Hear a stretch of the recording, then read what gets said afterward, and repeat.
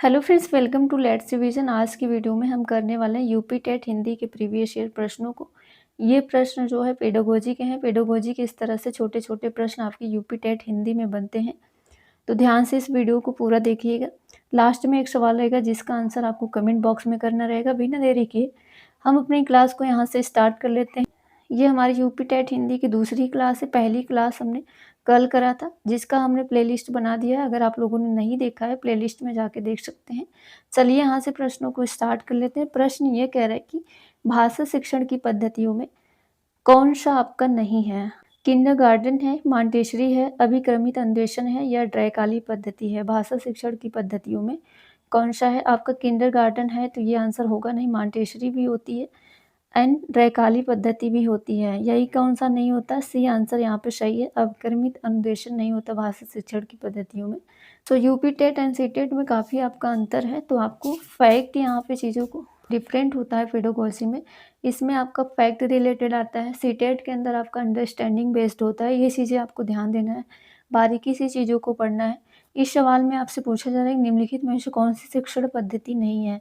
Same सवाल है, आपको ध्यान से सवाल को पढ़ना है, देन ऑप्शन को पढ़ना है। प्रश्न उत्तर विधि नहीं है, साक्षात्कार विधि नहीं है, या फिर आपका मस्तिष्क उद्वेलन विधि नहीं है, या फिर खोज विधि नहीं है। खोज विधि आपकी होती है, ये आपका पॉजिटिव है। मस्तिष्क उद्वेलन विधि भी होती है, यह भी आपका पॉजिटिव है। प्रश्न उत्तर विधि होता है, ये भी आपका पॉजिटिव। कौन सा नहीं होता है, साक्षात्कार विधि नहीं होता। तो यही आंसर आपका बी आंसर यहाँ पे सही है।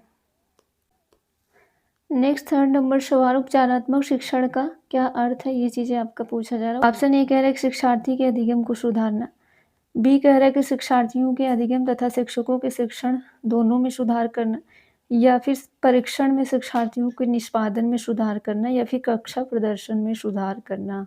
उपचारात्मक शिक्षण का मतलब क्या होता है, शिक्षार्थियों के अधिगम में और शिक्षकों के शिक्षण में दोनों में सुधार करना। तो ये ज़्यादा बेटर है, तो यही भी आंसर आपका यहाँ पे सही है। शिक्षार्थी के अधिगम को सुधारना तो ठीक है, बट दोनों आपका यहाँ पे ऑप्शन एक में मिल गया, तो यही आंसर जो सबसे बेस्ट होता है पेडागोजी में वही सेलेक्ट किया जाता है। इसलिए इस प्रश्न का आंसर आपका कौन सा हो जाएगा, बी हो जाएगा। यानी शिक्षार्थियों के अधिगम के साथ साथ शिक्षकों के शिक्षण दोनों में सुधार करना, यही आंसर आपका सबसे बेस्ट होगा और यही आंसर आपका सही है।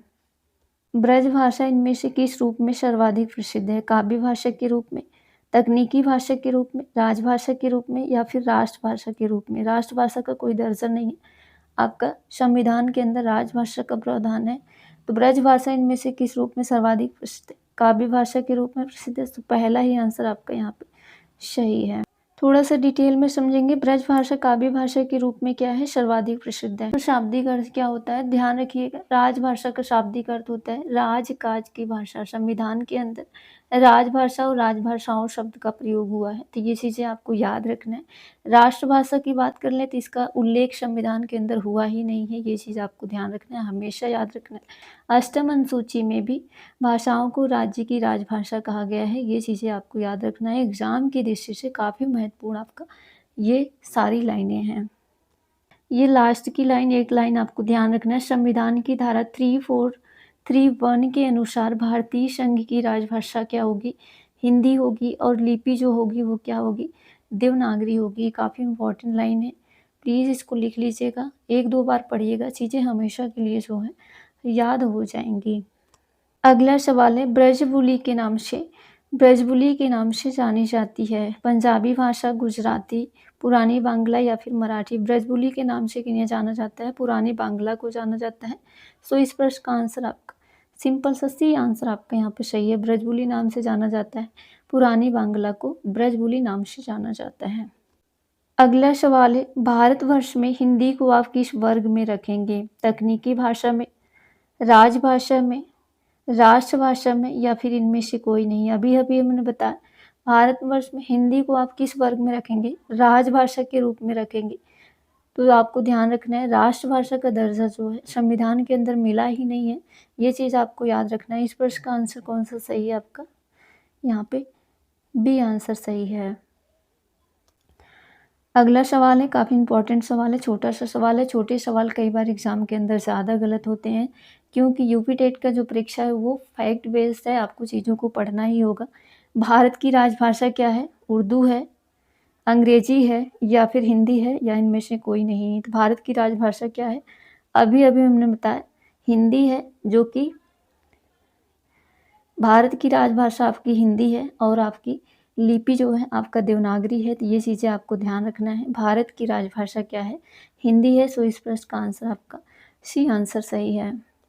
आज की वीडियो में हमने भाषा से ज़्यादा सवाल लिया है। तो भारत में सबसे अधिक बोली जाने वाली भाषा कौन-सी है? संस्कृत है, अंग्रेजी है, तमिल है या फिर हिंदी है? भारत में सबसे अधिक बोली जाने वाली जो भाषा है वो क्या है? आपकी हिंदी है, ध्यान रखना है। इस प्रश्न का आंसर आपका यहाँ पे डी आंसर सही है।